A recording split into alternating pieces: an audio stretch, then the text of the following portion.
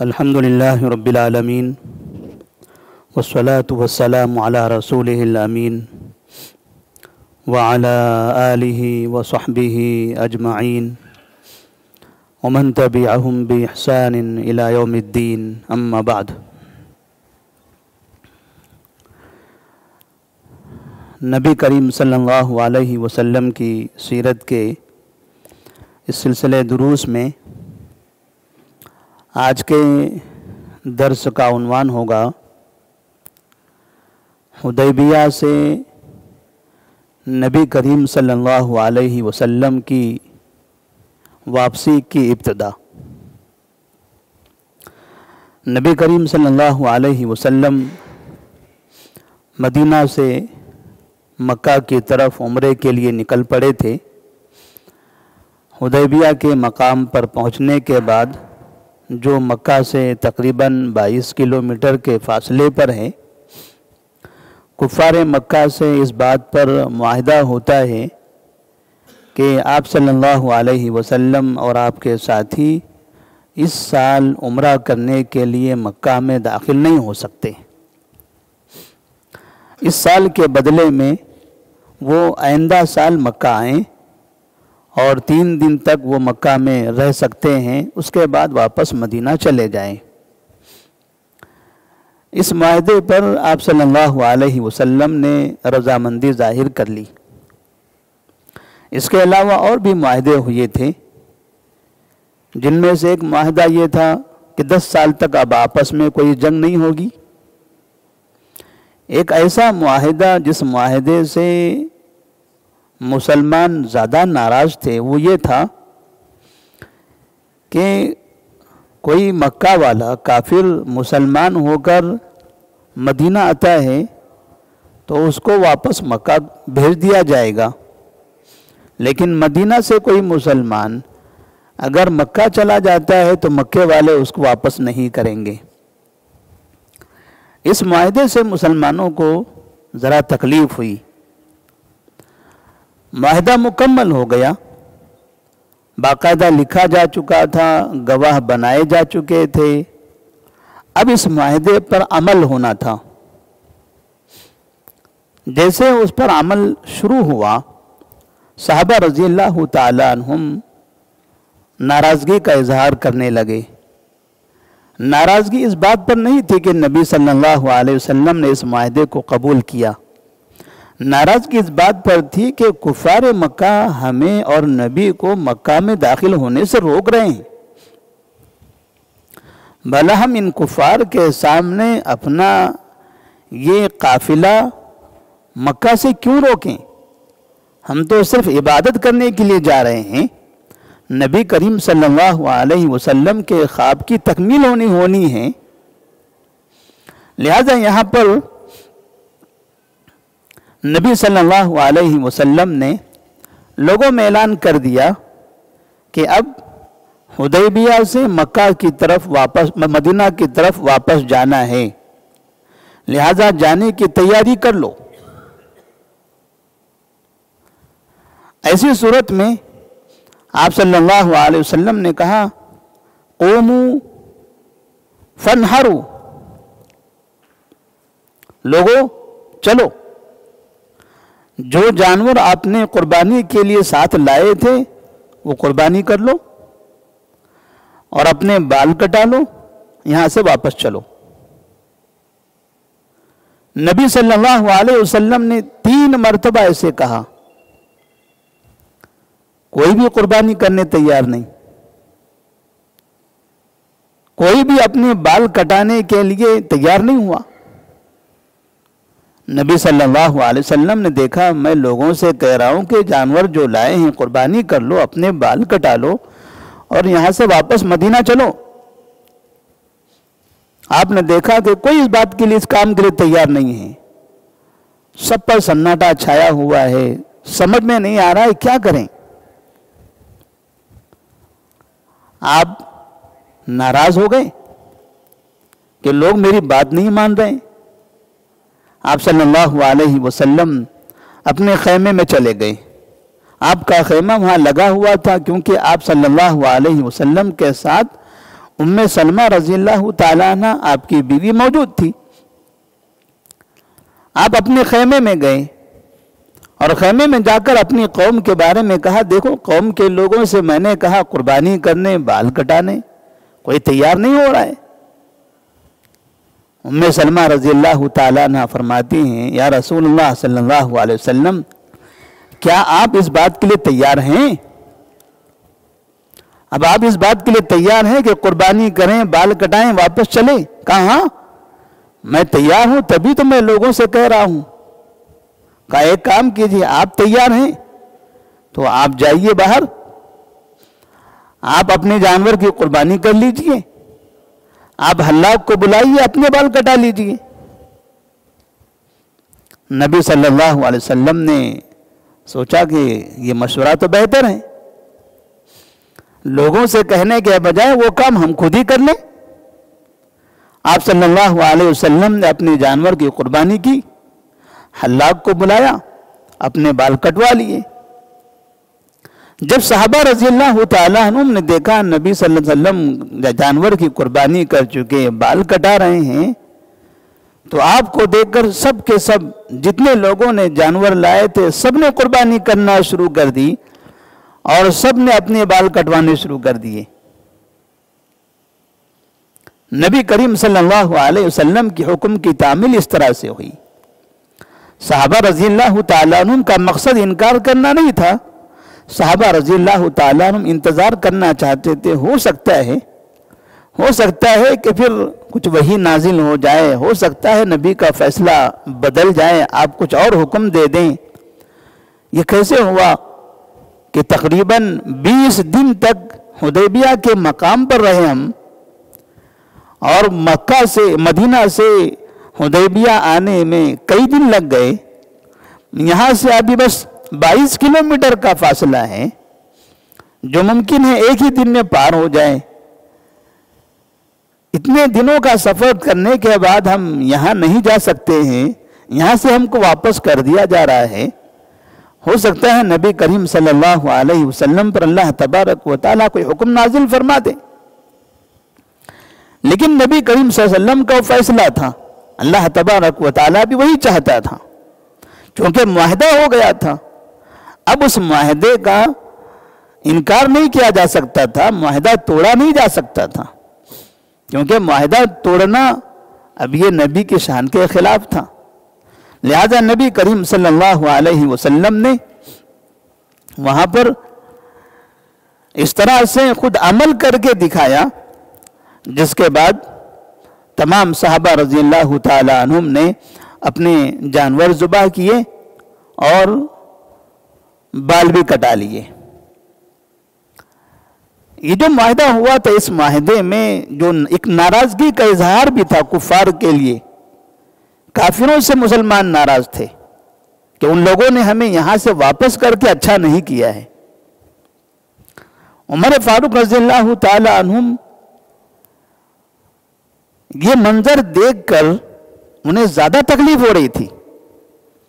بعض مورخین نے لکھا ہے کہ تمام کے تمام لوگ اس معاہدے سے ناخوش تھے سوائے ابوبکر صدیق رضی اللہ تعالیٰ عنہ کے. حتیٰ کہ عمر فاروق رضی اللہ تعالیٰ عنہ ابوبکر صدیق رضی اللہ تعالیٰ عنہ کے پاس آتے ہیں اور کہتے ہیں ابوبکر کیا نبی حق پر نہیں ہے؟ ابوبکر نے کہا کیوں نہیں نبی تو حق پر ہیں تو کیا ہمارا دین حق پر اور ان کا دین باطل پر نہیں ہے؟ کہا ہاں بالکل ہم حق پر ہیں ان کا دین باطل ہے. تو پھر ہم دب کر صلح کیوں کر رہے ہیں؟ جب ہمارے نبی حق پر ہیں ہمارا دین حق پر ہے پھر کافروں کے سامنے یہ کمزوری کا اظہار کرنا ایسا کیوں ہو رہا ہے؟ ابوبکر صدیق رضی اللہ تعالیٰ عنہ نے کہا یہ نبی صلی اللہ علیہ وسلم کر رہے ہیں خاموش رہو آپ خاموش رہیے جو نبی کر رہے ہیں کرنے دیجیے. نبی جو کام کر رہے ہیں وہ کام کبھی غلط نہیں ہو سکتا. نبی صلی اللہ علیہ وسلم نہیں، اس کو اختیار کر لیا ہے، آپ نے یہی پسند کیا ہے، لہذا ہم بھی اسی کو پسند کرتے ہیں۔ اللہ تبارک و تعالیٰ اس کے پیچھے ہمارے لیے بڑی کامیابی لکھے گا۔ عمر فاروق رضی اللہ تعالیٰ عنہ، ابوبکر صدیق رضی اللہ تعالیٰ عنہ کے پاس سے نبی صلی اللہ علیہ وسلم کے پاس پہنچ جاتے ہیں اور کہتے ہیں یا رسول اللہ صلی اللہ علیہ وسلم الست نبی اللہ حقا، کیا آپ حقیقی حق پر، حقیقی طور پر اللہ کے نبی نہیں ہو؟ کیا آپ اللہ کے نبی نہیں ہو؟ نبی نے کہا کیوں نہیں؟ تو کہتے ہیں السنا علی الحق وعدونا علی الباطل، کیا ہم حق پر اور ہمارے دشمن باطل پر نہیں ہیں؟ نبی نے کہا کیوں نہیں، آپ حق پر ہو، ہمارے دشمن باطل پر ہیں۔ تو پھر کہتے ہیں، پھر آخر دشمن کے سامنے یہ کمزوری دکھا کر دب کر صلح کرنے کی وجہ کیا ہے؟ کیوں ہم ان کے سامنے اس طرح سے دب کر صلح کر رہے ہیں؟ نبی کریم صلی اللہ علیہ وسلم نے عمر فاروق رضی اللہ تعالیٰ عنہ کو سمجھایا اور اس کے پیچھے ایک بڑی فتح کی خوشخبری سنائی۔ عمر فاروق رضی اللہ تعالیٰ عنہ خاموش ہو گئے۔ اسی کے بعد آپ صلی اللہ علیہ وسلم نے لوگوں سے کہا چلیے اب واپسی کی تیاری کر لیجیے۔ جب لوگ نہیں مانے، لوگ انتظار کر رہے تھے کہ ہو سکتا ہے کوئی دوسرا فیصلہ ہو، تب آپ صلی اللہ علیہ وسلم نے خود عملی طور پر کر کے دکھایا۔ لوگوں نے قربانی کی، بال کٹائے اور پھر وہاں سے نکلنے لگے۔ نبی کریم صلی اللہ علیہ وسلم کے اس واقعے میں مسلمانوں کو ایک پیغام یہ بھی ملتا ہے کہ بعض مرتبہ حالات کے اعتبار سے کافروں کے سامنے کسی جگہ پر مسلمانوں کو دب کر صلح کرنے کی ضرورت پیش آتی ہے، کیونکہ کفر ہمیشہ سر چڑھ کر بولتا ہے۔ جو انسان جتنا شریر ہوتا ہے، جتنا فسادی ہوتا ہے، وہ ہمیشہ سینہ تان کر بولتا ہے، ہمیشہ اونچا بولتا ہے۔ وہ چاہتا ہے کہ اپنی داداگیری سے، اپنی بلند آواز سے، اپنی طاقت کا مظاہرہ کر کے حق کو دبائے۔ وہ ایسا کوشش کرتا ہے، بس تھوڑا سا اس کو مہلت دے دو، اس کے بعد وہ پست ہو جائے گا۔ فوری طور پر اس کا ریئیکشن، اس کا رد عمل دکھانے کی ضرورت نہیں ہے، تھوڑا صبر کر لے، اس کا وہ گھمنڈ، اس کا تکبر سب ختم ہو جائے گا۔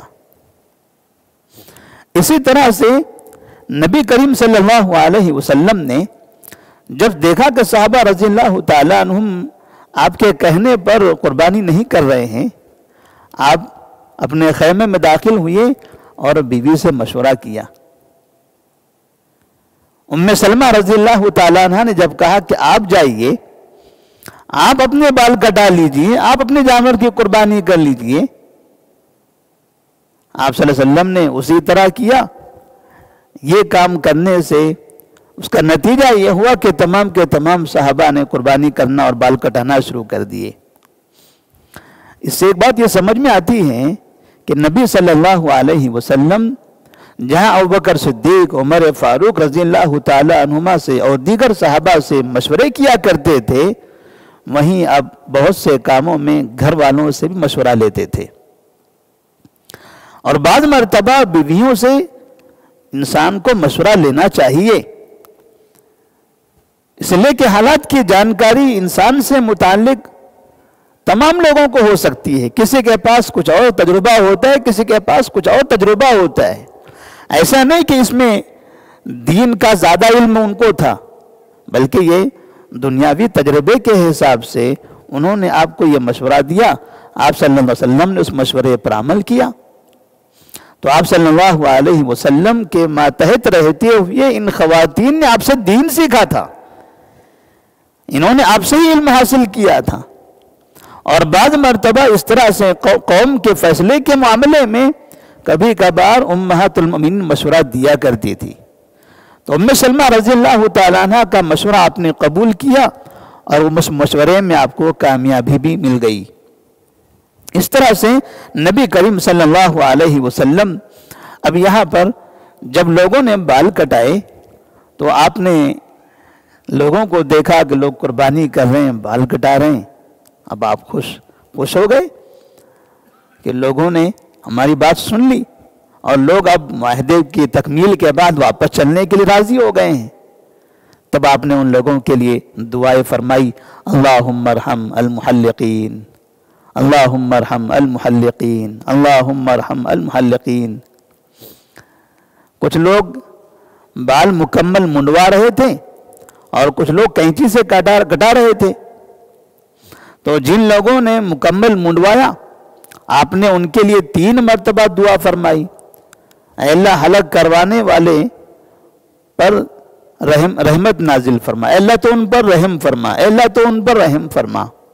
لوگوں نے کہا مقصرین یا رسول اللہ، کچھ لوگ بال کٹوا بھی رہے ہیں، سب منڈوا نہیں رہے ہیں، کٹوانے والے بھی کچھ لوگ ہیں، ان کے لیے بھی کچھ دعا کر لیجئے۔ تو آپ نے 4تھی مرتبہ فرمایا اللہم ارحم المقصرین۔ نبی کریم صلی اللہ علیہ وسلم نے اس طرح سے تمام صحابہ رضی اللہ تعالیٰ عنہم کے لیے رحمت کی دعا بھی فرمائی کہ اللہ تبارک و تعالیٰ ان پر رحمت نازل فرمائے، اور اس کے بعد یہاں سے آپ صلی اللہ علیہ وسلم کا مدینے کی جانب واپس سفر شروع ہو جاتا ہے۔ اللہ تبارک و تعالیٰ سے دعا ہے کہ اللہ تبارک و تعالیٰ ہم تمام کو بھی اپنے ساتھیوں کے لیے دعائیں کرنے کی توفیق عطا فرمائے۔ ایک بڑے انسان کی ذمہ داری ہوتی ہے کہ وہ ہمیشہ اپنے ماتحت لوگ، اپنی قوم کے لوگوں کے لیے اللہ تعالیٰ کی رحمت کی دعا کرتے رہے، جیسے نبی کریم صلی اللہ علیہ وسلم نے صحابہ رضی اللہ تعالیٰ عنہم کے لیے دعا فرمائی۔ آپ مستجاب الدعوات ہیں، اللہ آپ کی دعاؤں کو قبول کرتا ہے، لہذا صحابہ جو آپ کے ماتحت ہیں، ہو سکتا ہے کہیں کہیں ان سے غلطیاں ہو جائیں، اے اللہ تو ان پر رحم فرما، اے اللہ تو ان پر رحم فرما۔ تو جیسے مساجد کے ذمہ داران ہوتے ہیں، امام ہوتے ہیں، خطیب ہوتے ہیں، قوم کے عہدیداران ومرا ہوتے ہیں، جمعیت اور جماعتوں کے ذمہ داران ہوتے ہیں، مسلمانوں کے رہنما ہوتے ہیں، ایسے افراد کو یا نیک اور پرہیزگار متقی علماء ہوتے ہیں، ائمہ کرام ہوتے ہیں، ان لوگوں کی بھی ذمہ داری ہوتی ہے کہ یہ ہمیشہ اپنی قوم کے لیے دعائیں کرتے رہیں۔ اس لیے کہ اللہ تبارک و تعالیٰ نے بعض لوگوں کو وہ توفیق تو دے دی کہ وہ نیک بن گئے، متقی پرہیزگار ہو گئے، نمازی ہو گئے، تہجد گزار ہو گئے، ہمیشہ صبح اور شام اللہ کی عبادت میں ان کی زندگی گزر رہی ہیں، حلال کھا رہے ہیں۔ لیکن قوم کے درمیان میں کچھ ایسے لوگ ہیں جن کے اندر یہ ساری کوتاہیاں موجود ہیں، تو ان کی ذمہ داری ہوتی کہ ان کے لیے دعائیں بھی کرتے رہیں۔ تو نبی کریم صلی اللہ علیہ وسلم نے اس طرح سے دعا فرمائی۔ اللہ تعالی ہمیں بھی دعاؤں کی توفیق دے۔ والسلام علیکم ورحمۃ اللہ وبرکاتہ۔